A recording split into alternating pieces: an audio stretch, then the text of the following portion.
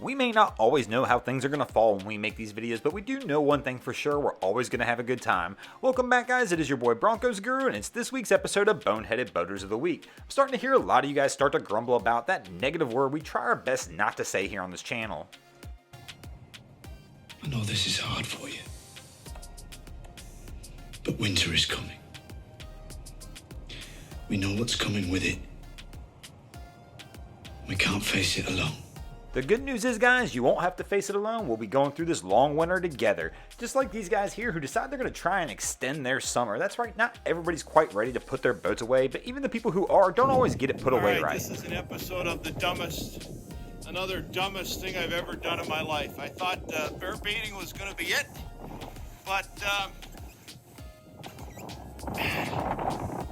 I'm in a snowstorm right now, and I got my freaking pontoon boat.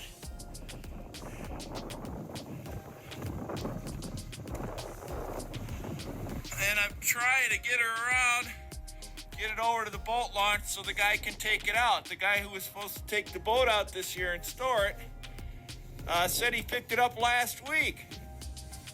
But turns out he took the wrong frickin' pontoon boat, and mine's still in the water. So anyway, I'm just having a blast. Having a blast here.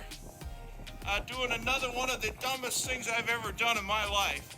I always find it amusing when I hear people say they're doing the dumbest thing they've ever done in their life, because there's always people out there they just haven't met. Kind of like that guy's probably never met this crew here, who they've decided they're not going to let winter end their fun as well. I mean, this really is the perfect time to get out there and wake surf anyway, as there's not going to be anybody else out on the water, so you're going to have a nice, flat, calm running surface to go out there and rip it up with the best of them, but I'm still not sure that would be motivation enough for me to get out here and do this. Have you guys ever had those experiences out on the water where something just doesn't seem right? You can't quite figure out what it is. It's almost like you feel like something's stalking you, but you're not sure, and then all of a sudden you figure out exactly what was going wrong the whole time. There are lots of times when we're out on the water and things just feel off and we just can't quite get it all together. Kind of like when you borrowed Uncle Jerry Bob's van to go try and pull your boat out of the water, and for whatever reason you couldn't figure out why you couldn't get your boat back up the ramp. The van just sat there and you kept giving it gas, and for whatever reason it just wasn't pulling, until finally it actually started to do the job. Or like that time your friend told you, yeah, your car can be a boat as well. All you need is a drain plug in the tailpipe and you'll be just fine. And then you realize you weren't subscribed to this channel and I stole your drain plug, and of course your car was no longer a boat. But hey, that's what we get for listening to friends sometimes, because a lot of times boating stories wind up getting embellished in the retelling. So apparently these guys were surfing, the guy fell, and it caused a weight shift. And the ballast was full. Well, that's because they stopped going forward, so... The 5-foot waves went over the bow, a couple more, and that was the end of it.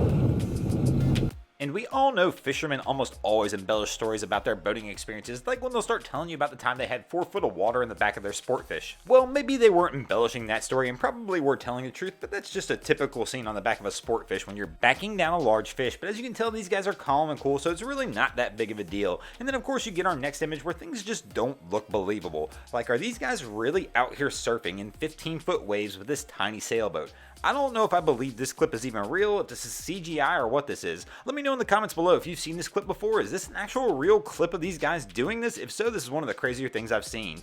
Thanks for watching, everybody. I hope you enjoyed this week's episode of Boneheaded Boaters of the Week. If you ever see anything crazy happening in your waterways, be sure to hit me up on Facebook or Instagram and let me know, and you might see your stories over here, just like Ed Gomez, Jim Dennison, and Yolando Trejo did this week. And if you haven't already, go ahead and drop an anchor on the subscribe button. If not, we're coming to steal your drain plug.